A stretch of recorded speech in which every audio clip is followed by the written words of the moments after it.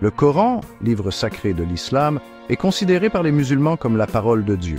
Au-delà de son message spirituel, le Coran recèle un mystère fascinant, une structure mathématique complexe.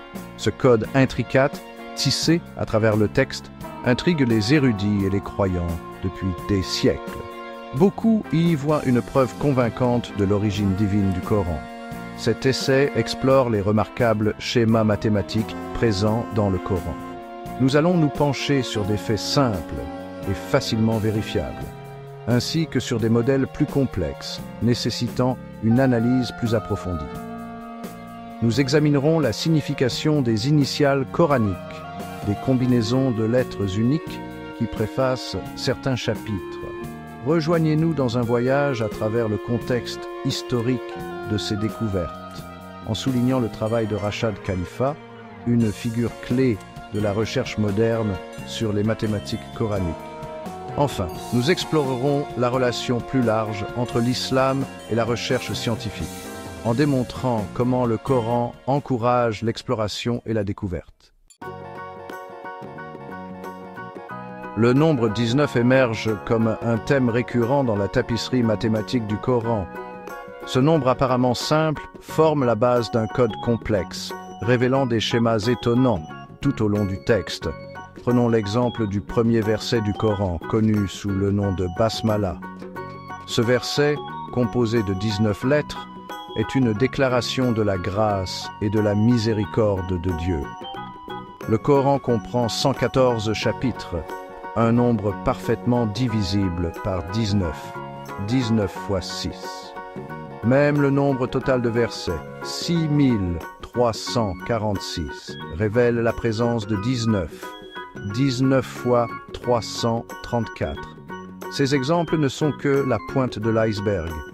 La fréquence et l'emplacement de mots et d'expressions spécifiques présentent également ce motif numérique intrigant. La basmala elle-même apparaît 114 fois, reflétant le nombre de chapitres. Cette utilisation constante du 19 suggère une conception délibérée, un code soigneusement élaboré et intégré dans les versets du Coran. Les subtilités mathématiques du Coran vont bien au-delà des simples occurrences du nombre 19. Des calculs complexes, nécessitant souvent des outils informatiques, révèlent une complexité époustouflante qui défie le simple hasard. Par exemple, le mot Dieu, Allah en arabe, apparaît 2698 fois dans le Coran. Remarquablement, ce nombre est également un multiple de 19, 19 fois 142. L'addition des numéros de versets où Dieu apparaît donne un autre résultat étonnant, 118 123, encore une fois un multiple de 19, 19 fois 6217. Ces modèles complexes imprègnent le Coran, reliant des éléments apparemment disparates par le langage universel des mathématiques. Une telle complexité indique une intentionnalité, un codage délibéré qui transcende les capacités humaines. L'un des aspects les plus intrigants de la structure mathématique du Coran réside dans les initiales coraniques. Ces ensembles de lettres apparaissant au début de 29 chapitres captivent les chercheurs depuis des siècles. Leur signification reste entourée de mystères, mais leur importance mathématique est indéniable. Chaque ensemble d'initiales, allant d'une à 5 lettres, possède une fréquence et une distribution unique dans le Coran. Par exemple, l'initiale Q, Kaf, apparaît dans les chapitres 42 et 50. Curieusement, chaque chapitre contient 57 Q, totalisant 114, un nombre que nous reconnaissons comme un multiple de 19, 19 fois 6. Ces initiales coraniques, comme des clés numériques, déverrouillent des couches de sens cachées dans le texte. Leur emplacement précis et leur fréquence pointent vers un code sophistiqué, une signature divine tissée dans la trame même du Coran. Cinquième partie. Rachad Khalifa, un pionnier moderne, dévoile des secrets anciens. L'étude du code mathématique du Coran a gagné en importance au XXe siècle, en partie grâce aux travaux de Rachad Khalifa, biochimiste de formation. Khalifa a consacré sa vie à démêler les mystères numériques du Coran. En 1974, Khalifa a annoncé sa découverte révolutionnaire, le code mathématique du Coran basé sur le nombre 19. Ces découvertes, méticuleusement documentées et présentées, ont suscité à la fois fascination et controverse au sein du monde musulman. Alors que certains ont accueilli son travail comme divinement inspiré, d'autres ont remis en question sa méthodologie et ses conclusions. Malgré les débats, les recherches de Khalifa ont indéniablement mis la structure mathématique du Coran au premier plan des discussions savantes. Son travail continue d'inspirer l'exploration et l'analyse, repoussant les limites de notre compréhension de ce texte ancien. Sixième partie, un pont entre la foi et la raison, l'islam et l'étreinte du savoir. L'exploration du code mathématique du Coran s'inscrit dans une tradition islamique plus large, la poursuite du savoir et de la compréhension. Historiquement, le monde islamique a été un phare de la recherche scientifique et intellectuelle.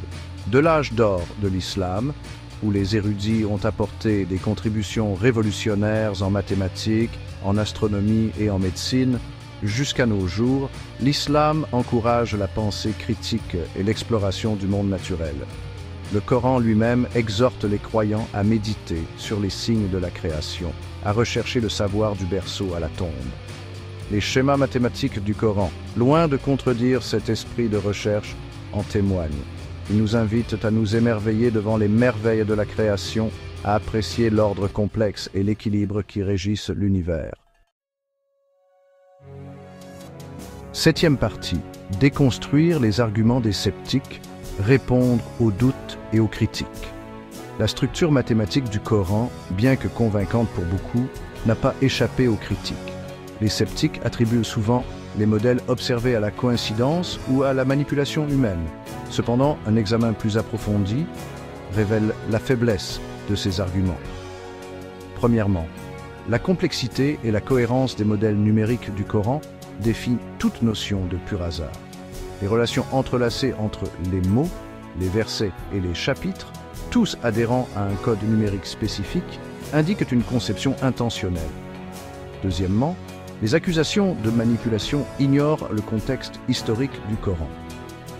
Le texte est resté remarquablement cohérent pendant plus de 14 siècles, précédant les outils informatiques modernes qui pourraient faciliter un codage aussi complexe.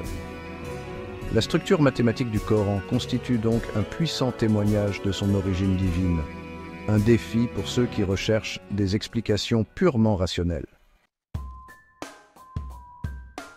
Huitième partie. Un appel à la recherche, l'invitation du Coran à explorer et à découvrir.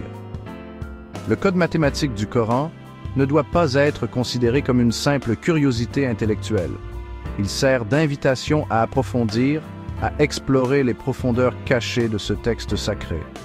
Le Coran encourage à répétition la pensée critique, exhortant les croyants à réfléchir sur ces versets, à méditer sur leur signification. La structure mathématique, loin d'être une distraction, sert de catalyseur à une telle exploration intellectuelle et spirituelle.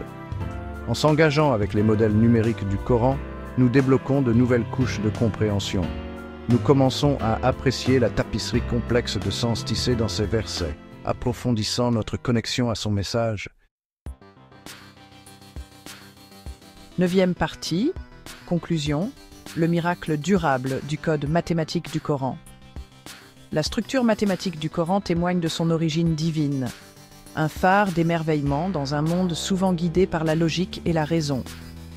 De l'élégance simple du nombre 19 à la complexité des initiales coraniques, le code numérique du Coran nous invite à regarder au-delà de la surface, à explorer les profondeurs cachées de ce texte sacré. Bien que les sceptiques puissent continuer à s'interroger, leurs doutes sont éclipsés par les preuves accablantes d'une conception intentionnelle. La structure mathématique du Coran, comme une empreinte digitale du divin, affirme son authenticité et renforce la foi de millions de personnes dans le monde. Elle sert de rappel intemporel de la beauté, de la complexité et de la puissance durable de la parole de Dieu.